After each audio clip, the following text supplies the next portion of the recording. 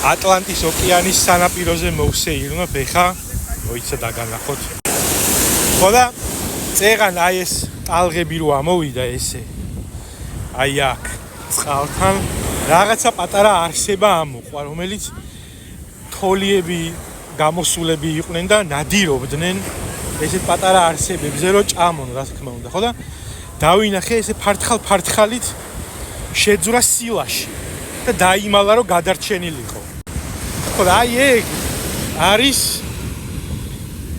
ბრძოლა გადარჩენისთვის ყოველ წამიერად, იმიტომ რომ ტიპი ცხოვრობს ოკეანეში, უცებ ტალღამ გამორიყა და შეიძლება თოლიამ შეჭამოს.